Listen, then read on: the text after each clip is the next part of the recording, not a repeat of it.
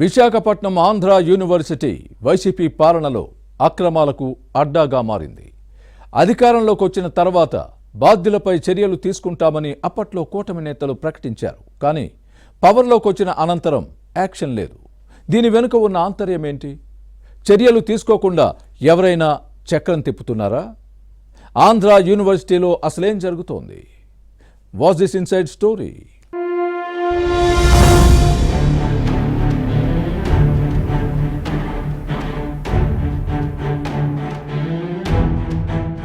Visakhapatnam Andhra university Telugu రాష్ట్రాల్లో ప్రముఖ విద్యా సంస్థ. ఒకప్పుడు ప్రామాణిక విద్యతో వాసికెక్కిన విశ్వవిద్యాలయం ఆ తర్వాత రాజకీయాలతో భ్రష్టు పట్టుకుపోయింది. వైస్ ఛాన్సలర్, రిజిస్టర్ నియామకంలో ప్రతిభకు పట్టం కట్టాలి. కానీ పైరవీకారులకే పోస్టులు ఇవ్వటంతో చదువుల నిలయం రాజకీయాలకు అడ్డాగా మారిందనే విమర్శలు వచ్చాయి. పరిశోధనలు పడకేశాయి. వైసీపీ పాలనలో పాలిటిక్స్ మరింత పెరిగాయి. పార్టీ కార్యక్రమాలు, నేతల బర్త్డే వేడుకలకు వేదికగా మారింది. అప్పటి VC Prasad Reddy fan party నేతలకు తొత్తుగా వ్యవహరించారనే విమర్శలు వచ్చాయి. వైజాగ్ వైసీపీ నేతలకు ఎన్నికల్లో సీట్ల కేటాయింపుల్లో ఈయన జోక్యం ఉండేది. సిఫారసులు చేసేవారు. విద్యార్థులతో ఎన్నికల సర్వే చేయించిన ఘన చరిత్రను మూటగట్టుకున్నారు. గత ఎన్నికల ముందు రాష్ట్రంలో ఏ పార్టీ గెలుస్తుందన్న అంశంపై పొలిటికల్ సైన్స్ డిపార్ట్మెంట్ స్టూడెంట్స్ తో సర్వే చేయించడం విమర్శలకు తావిచ్చింది.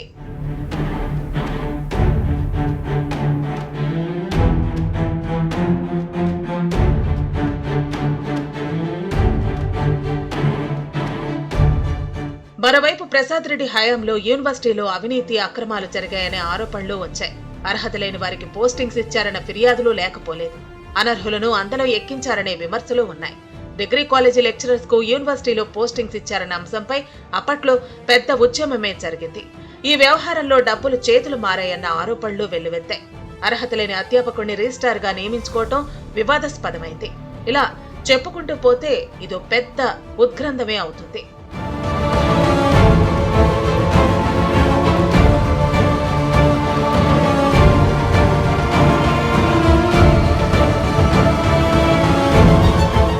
వీసీకి వ్యతిరేకంగా అప్పటి ప్రతిపక్ష టీడీపీ, జనసేన నేతలు పోరాటం చేశారు.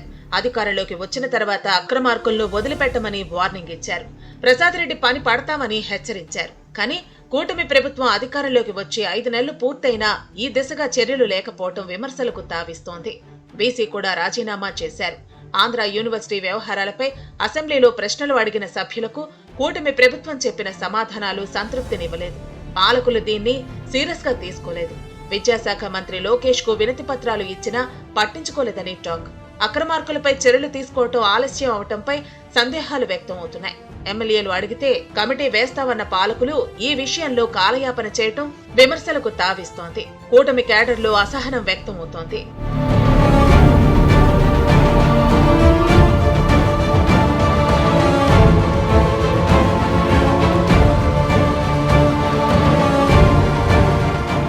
వైస్ ఛాన్సలర్ పదవి నుంచి ప్రసాద్ రెడ్డి తప్పుకున్నా యూనివర్సిటీలో మాత్రం ఇంకా చక్రం తిప్పుతూనే ఉన్నారు.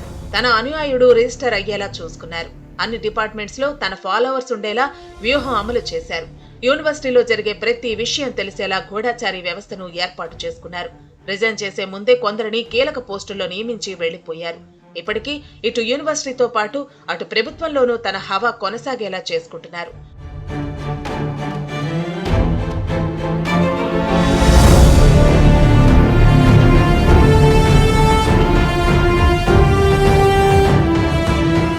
కూటమికి అనుకూలంగా ఉన్న కీలక నేతల ద్వారా సీఎంఓతో పాటు మంత్రి లోకేష్ పేషీలో పనిచేస్తున్న కీలక అధికారులతో టచ్ లో ఉన్నారట.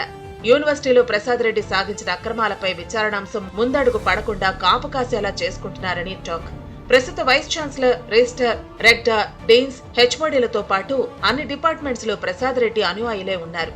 రాష్ట్ర ఉన్నత విద్యా మండలిలోనూ తన వారు ఉండేలా చూసుకున్నారు. ప్రతి సమాచారం ఎప్పటికప్పుడు ప్రసాద్ రెడ్డికి చేరవేస్తున్నారని టాక్.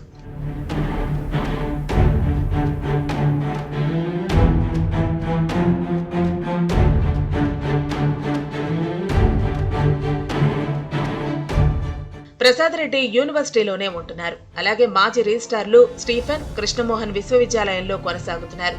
మాజీ ఎంపీకి పీహెచ్డీ సీటు, లక్ష్మీ పార్వతికి ప్రొఫెసర్ పోస్టు ఇవ్వటంపై విమర్శలు వచ్చాయి. అర్హత లేని వారికి ఉద్యోగాలు అమ్ముకున్నారని ఆరోపణలు ఎదుర్కొంటున్న నరసింహారావు ఆర్ట్స్ కాలేజీ ప్రిన్సిపాల్ గా కంటిన్యూ అవుతున్నారు.